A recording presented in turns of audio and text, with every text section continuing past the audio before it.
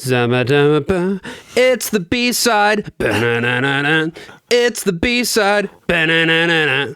It's the B-side. It's the B-side.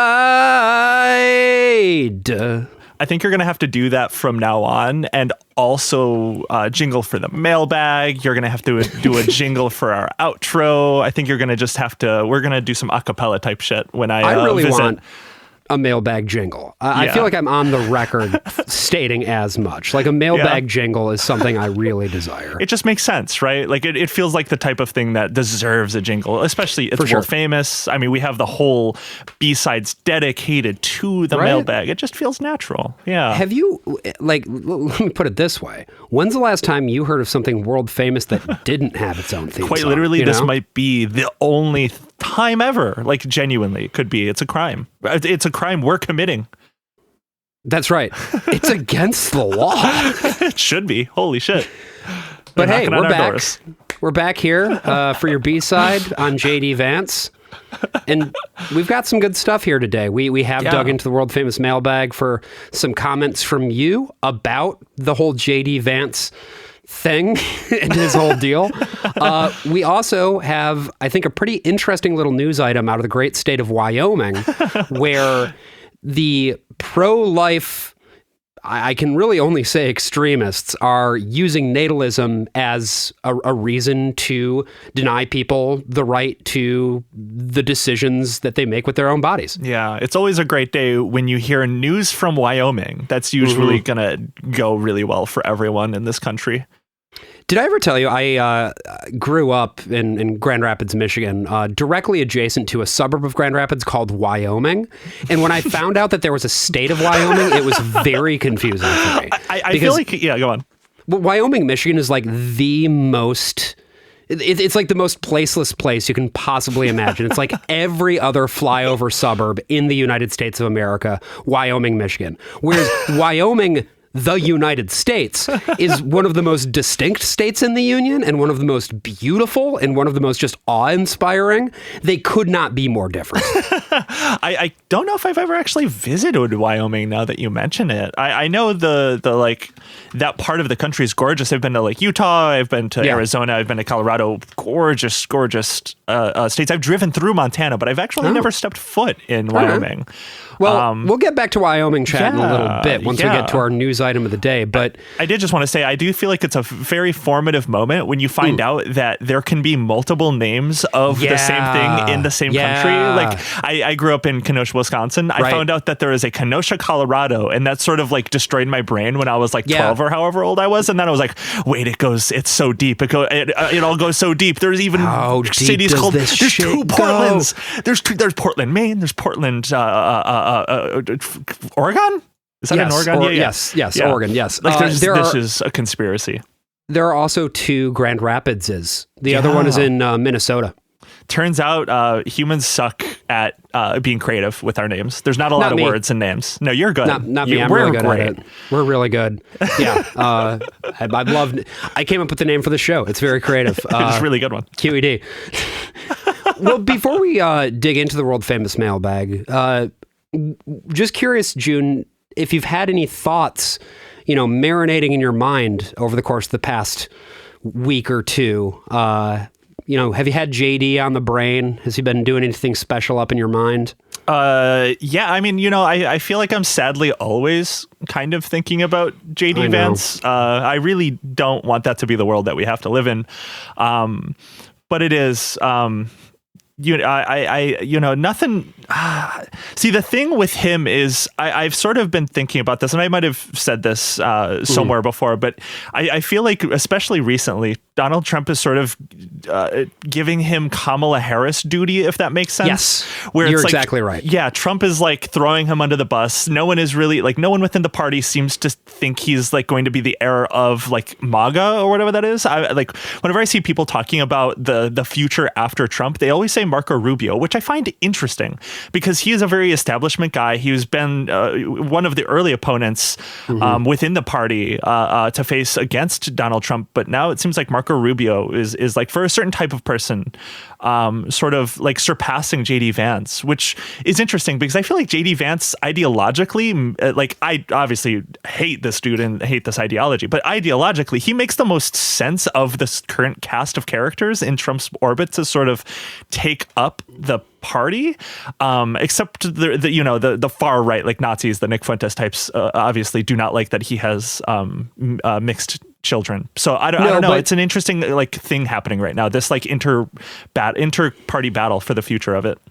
Yeah, he does have some adjacency to those people, though. Vance does, and aesthetically, I think he's got a lot of. I mean, he's the thing, and I think we sort of saw this from the episode, is he is willing to be just about anything for the people who back him, right? That's his greatest utility, and he will continue, I think, to do that, but he doesn't really have a built-in constituency other than the natalists, as we discussed, and some of the tech people. Those are sort of the people who are most readily in his corner. And for me, it's just way too early to start handicapping this shit. I feel like 2 years out from an election is always when people start talking about like, oh, who could it be? And it's like, we're not going to know for at least another year. Like Absolutely. Who's even got a shot, you know? Yeah, especially as like some of the rails or the wheels start flying off the rails for this administration. Right off the wheels are coming off the Trump train? Is that what you're saying? I think they are. But I think that's like sort of the interesting thing, that it is so early still. And yet a lot of people aren't even, and it seems like Trump himself don't even seem to believe that Vance has the juice. Yeah. I just find that fascinating. Yeah, and he may well not. One thing I will say is I was really, okay, when I was making the episode art, because I do, for the episode art, a little peek behind the curtain here, I go on the old Google images or the old DuckDuckGo images, I find an appropriate picture, I throw the standard filter on it, I throw the little sunburst thing on it. I was really thinking about using a meme JD, one of the various like the chubby child JD or the bald JD. I opted to not do that because it just didn't seem like quite the right thing to do. But here's my question. For the B-side, this episode, should I take one of the JD meme faces and invert it and use that for the B-side? Are you asking me? Are you asking me or the audience? Right now. I'm asking you. I think that'd be really funny. I really want to see the like nightmare mode a filter over like a nightmare image of JD Vance. I think that would be really funny. I think that would be good. You know, it does make more sense. I think you made the right call for the main feed episode. Okay. But I think, give a little flashbang to our audience. Great. I'll try to find one that's as close as possible. And dear listener, you can look at it right now. You can look at that image. It's the image for this. And it's probably horrifying. Oh yeah, like no every doubt. B-side thumbnail. Every single time you get one up, dude, the one of Hannah Nealman was so scary. That one might have been the worst. What was the worst before? There was. Yeah, now I'm like, Richard Hanania was bad. That's right. Yeah, that one genuinely disturbed me. I feel like I saw that in my actual nightmares after we got that one up. But you know, we're here to bring you delights and also terrors. That's kind of our MO here on Ill Conceived. Absolutely. Yeah. Well, do you want to crack open the mailbag and take a look? Let's do it. Yeah. Let me wipe my tears away. I'm fucking crying at our own thumbnail art. Also, might be worth noting as well, our next episode, you and I, June, we're going to be recording it in person, which I'm so excited for. Me too. The last time we did it was for NatalCon, and that was such a fun. That was a very special episode. We had some drinks. We were crashing on the couch. We were hanging out, and that was a fun one. That was a great one. It's always such a joy to record in person. Can't wait to do that. I think you can expect something extra special, listener. Ooh, wait for me? Do I not know about something that you have planned? What is this? No, I don't know. I'm just I'm just fucking around. Okay. So I guess let's read these mails. Let's read these mails. Let's read this mail. Do you want to maybe take this? Let's see. We got 3 of them. So yeah, maybe I'll go, you go, I'll go. Does that sound good? You know what? I'm going to make a stand right now. All right, let's hear it. I'm going to go first. My God. The YouTube comment. So we got so this isn't to the email. This is from a YouTube reply on our JD episode. So shout out Really Silly Mimi for this one. Yeah, we have not up until now included Patreon or YouTube comments in the world famous mailbag. But every once in a while, we'll get a comment that's kind of interesting. And so, as such, we're pulling it in. Absolutely. We can do that. We can do whatever we want. It's our fucking show. You can't stop us.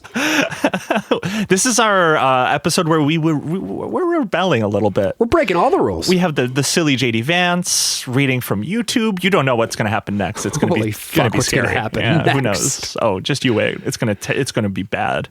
You're not going to want to know. You're going to shit. You're going to shit. It's going to... All right, here we go. Really Silly Mimi says, having had a little personal experience with the kind of Catholicism that JD Vance is subscribed to, an older form of Catholicism I think is accurate, but I would say it is more specifically what I would describe as fundamentalist Catholicism. Like the kind of Catholicism where people read the catechism, like the actual line-by-line doctrine of the church and Pope John Paul II's theology of the body, long book expounding upon the Catholic teaching on men, women, humanity, sex, etc. I don't know. I'm going to pause right there. Have you ever read the theology of the body? I don't actually know. No. I don't know anything about that, to be completely honest with you. Why? What do you think I am? A fucking Catholic? Jesus. Look, we do this show. This is like we read horrible things. We do horrible things for our mind to learn. So if anyone I know that would have read it, it would be you. You know what? That's so fair. I'm sorry for reacting so harshly. It's just I can't stand being in any way, shape, or form affiliated with Catholics. You're associated with me. I mean, I'm not currently a Catholic, but I was. Well, yeah. I mean, I have that stink on me. You can smell me coming around the corner. Yeah. Well, and I'm not thrilled to be associated with you. It's just what it is. It's the world you live in. Yeah, exactly. Yeah. Maybe I don't know. I'll look into that book at some point. It seems awful, and that's right up my alley. So Mimi continues. Like, I don't know if JD himself reads this stuff, but I would guess that he goes to a parish where people are taking the Eucharist on their tongue, and then some of the women are veiling their heads at Mass, like the trad-cath millennial stuff. I feel like it's a whole thing. It's not so much an older form of Catholicism as it is a LARP of it. That's such a good way of putting it. Absolutely. It's like the Dasha Nekrovska way of thinking. It's like, oh, she's like, of course she wants like an inter-pope battle. Like, of course she wants like the shadow pope to like take over the other. Really said, I will support the anti-pope or whatever. Yeah, it's like that LARP of it.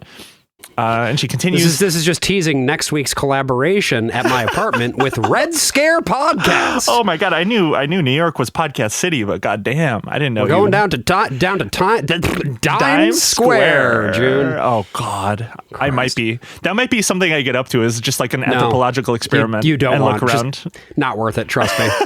Genuinely, it's not worth your while. Well, we'll see. I have a lot of time while I'm out in New York. I'm going to be doing a lot of stuff. You could go to the Met. You could go to the MoMA. You could go to the Cooper Union. You could go to the Cloisters. You could go to Central Park. I'm going to see a play. You're going to love that. You could go to the Transit. What play are you seeing? I don't know yet. What's the? I don't know enough about plays, but there's one that's huge right now. I feel bad that I cannot remember. What's the? Let me take a look if you don't mind. Is this Broadway or off? It's on Broadway. Yeah. I mean, Oh Mary is the play that's pretty big. That's running for a while. Oh, that's good. It. Yeah. You're going to see it? Yeah. A couple of coworkers recommended it to me a while ago, and I know I think it's still. I don't know how Broadway works, I'll be so honest, but I assume I can still go see it. Yeah. No, I mean, on Broadway, shows will run as long as they can keep selling tickets. Cool. Oh, yeah, there it is. Yeah. So I'm going to go see that. And you should also see, you know what? I just realized, usually on the B-sides, I realize I'm like, dude, should I say this? Should we make a hard pivot to theater chat, or should we finish up this email first and then go back to theater chat? Well, I feel like we're talking about theater. That we're doing an intermission of the first reply. Perfect. Yeah. Let's pivot it's a crazy episode. Who knows what's going to happen next? This is where we let loose a little bit. That's right. You might find me doing more silly voices like that. I saw a play at the Atlantic Theater, which you should see while you're in town, June. It's called Indian Princesses, and it is basically it is inspired by the experience of, do you know how they did that thing for a long time called like Indian Guides and Indian Princesses? It's sort of like Scouts, and it's super duper ripped off and culturally appropriated just the idea of being Native American broadly. And it's like father-son, father-daughter bonding. Do you know about this? I don't think I do. No. Okay. So the only reason I knew about this before is that like my dad did Indian Guides like way the fuck back in the day with his dad. And this play is about these different girls who all have different relationships with their fathers. None of them are white, but all of their dads are. And so like one of them, her dad is white, but her mom is Mexican. One of them is actually the granddaughter of one of the dads, the grandpa, I guess, but like she's a granddaughter of a white guy. One of them is a stepfather of two kids, right? And the whole play is just about their experience with doing this Indian princesses thing and the way that their own identities sort of like start to come to blows with the really insane ideas that are inherent to and not thought about within the concept of Indian princesses. Oh, wow. It's a really beautiful play. It's really sharp and extremely fucking funny. And you should see it while you're in town. And you said that was at the theater was called Atlantic? The Atlantic? The Atlantic Theater, yeah. It's over on West 20th Street. Yeah. I would love to. I'm trying to do like, hang out, record some podcasts. Also just like see things that I have never done while I've been in New York the couple of times I have. So definitely some theater has been on the list. I'll add that. I'm going to type that down right now. You said it was called, what was it called? Indian Princesses. Indian Princesses. Alrighty. Got it written down now. I can't forget. Great. Awesome. But yeah, no, I'll let you know. I could give my review of that next time. I can do my own theater review. That's incredible. Holy shit. Wow. What a world. So that has been Josh's theater reviews. Now let's get back into the letter that we were in the process of reading. Absolutely. No, that was the best way to do it. I'm glad we did it like that. Yeah. So that tangent came from, it's not so much an older form of Catholicism as it is a LARP of it. Perfect. Don't know how we got there, but perfect. And then continuing, basically, I feel like he is around people who are doing the most socially conservative, trad fundamentalist version of American Catholicism. I feel like these types of Catholics have always been a thing, but most Catholic people are just not that obsessive, devout, or zealous. Because in many countries and in many families, Catholicism is just the cultural default religion. Absolutely true. 100%. I mean, that's how it was for me growing up in like the Midwest. Everyone is just sort of Catholic there. Parts of New England are that way too. Yeah. It's the just parts that aren't Protestant, of course. Yeah. But like a vast swath of the country, it's just like, you don't even think about it. That's just who everyone is. And then the final sentence here is, I think the experience of most Catholic people worldwide is not like demonizing gay people or people who have abortions or divorce. Did I? Yeah. Okay. But most Catholic people don't even go to church every Sunday. JD, I would guess, was drawn to the most culty right-wing American Catholics because their views most naturally aligned with his existing views. And because he doesn't actually understand the normal version of Catholicism, having not been brought up in it, he is just loudly wrong all the time. He doesn't know the basics, only the fringe shit. Absolutely. I think that's like a perfect analysis of who he is. I think like the LARP of it all is like a perfect summation of basically everything he does. And I think that sort of ties into sort of how he is willing to change his ideology on a fucking dime to sort of fit what he needs at any given moment. I mean, that's absolutely a part of this as well. Well, and I guess I wouldn't say that I really see it as changing his ideology. I think the ideology itself remains more or less consistent. It's just what he is presenting externally that changes. He is reasonably malleable to his benefactors, but at the end of the day, it does come from this place where, yeah, some of it is just craven power seeking, but he still does have certain ideas about what the natural order of things ought to be, I think. And I guess that's sort of in line with a lot of these technatalists in general, too, with like their most recent pivot, a lot of them in the Bay to sort of embrace Catholicism. I mean, I think that is sort of the same exact thing that J.D. Vance has done. Or they do the Peter Thiel thing, which is sort of like this weird, it's not exactly Gnostic Christianity, but nor is it grounded in anything traditionally doctrinaire. Yeah. It's sort of like evangelicalism too. I don't know. It's very strange.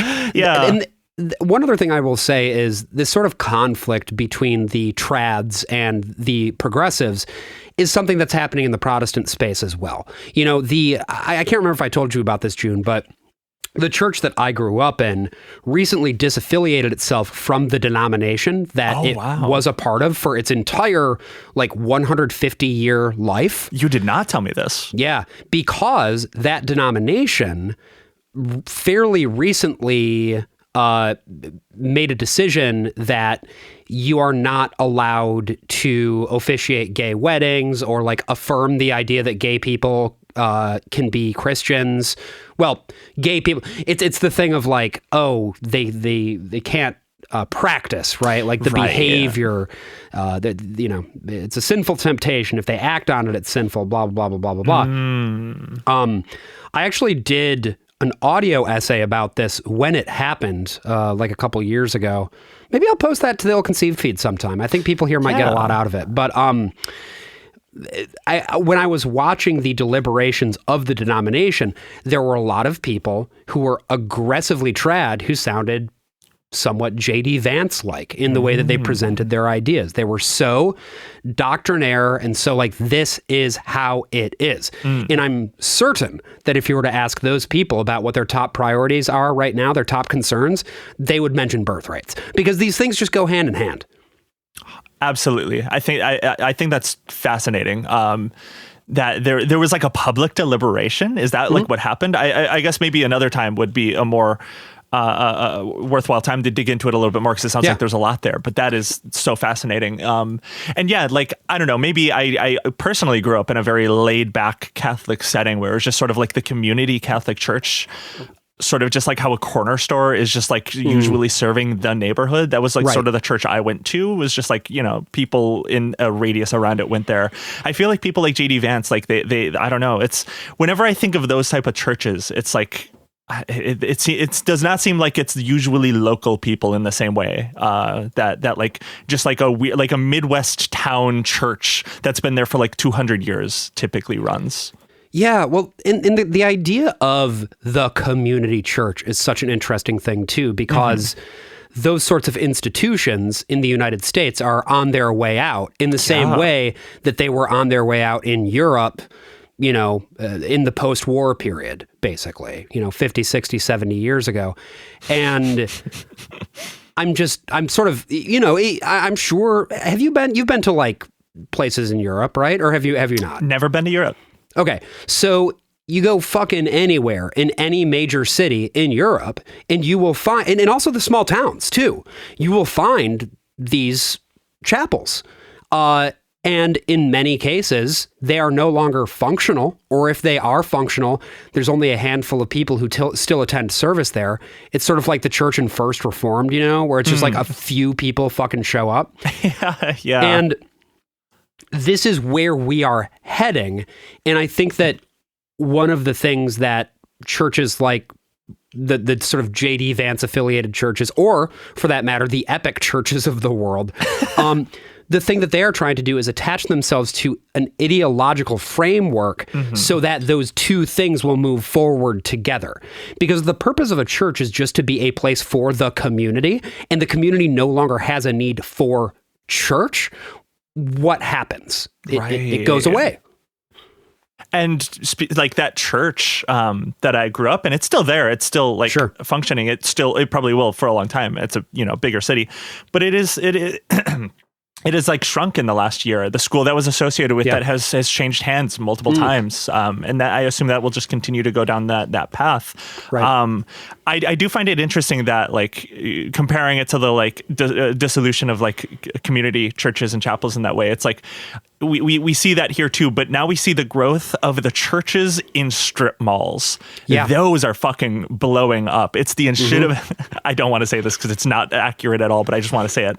But the enshittification of churches is it's upon us. not that. Like yeah. It's just enshittification specifically is really, it's hyper specific with like tech or whatever, but I just wanted to say it because it's funny. I don't know. But it's also accurate though, yeah. It kind of follows a lot of the beats of enshittification as laid out by Cory Doctorow, right? Where these churches, they spring up, they offer a lot of amenities.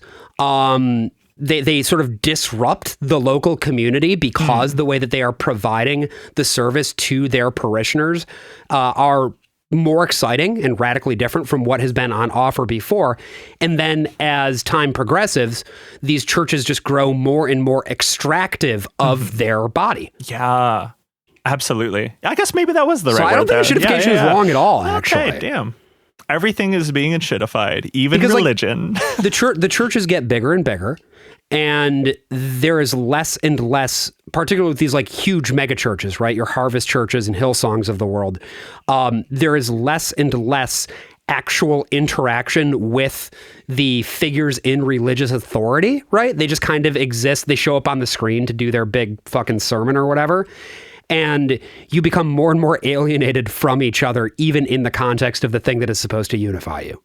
No, that's so true. I'm just looking up something really quick, but yeah, okay. So this isn't Catholicism necessarily, but in Kenosha, for some real Kenosha heads might know what I'm talking about, but I think it's like an interesting example of maybe what you're talking about just generally with religion, where it's like, I grew up in this like small Catholic church. It was like it was within a network of a lot of different Catholic churches in the city. I think that's generally how bigger cities tend to be, where it's like they're sort of all connected. There's under the diocese. Yeah, exactly. But like all of a sudden, like the mid 2000s, early 2010s, there was this really big church, like massive church called Journey Church in Kenosha that seemed to just like pop up out of nowhere. Journey? Okay. It's called Journey. I can fucking picture it in my head, right? Like it's exactly what I'm picturing. 100%. I think it's Protestant, probably evangelical. Of course it's Protestant. Yeah, of course. It's called Journey Church. Journey Church. It's going to be Protestant. It's all about your personal journey with our Lord and Savior Jesus Christ. Of course it's fucking prot shit. That's the most prot shit I've ever heard. And, I grew up Catholic. I grew up in a Catholic school, and then I went to a public school, and all of a sudden I was surrounded by a lot of people in my grade that went to this Journey Church, and I was exposed to this like weirder, more JD Vance type it's not even JD Vance type, but just like this sort of very Protestant, very evangelical perception they're an Assembly of God church. What is that? It feels evil. The people I know that went to that church are like evil people. Okay, so that tracks. Yeah. Assemblies of God is a charismatic denomination that is basically a cult. No, I mean, the way they tried to get people in my public school to go to their church, they're like, we have a youth night. You can eat pizza. We can dance. We can hang out. It's like literally the Righteous Gemstones. Like that type of church was this church. Yeah. I'm looking at that. There's an article. Holy shit. Hey there, you're listening to a preview of an ill-conceived B-side.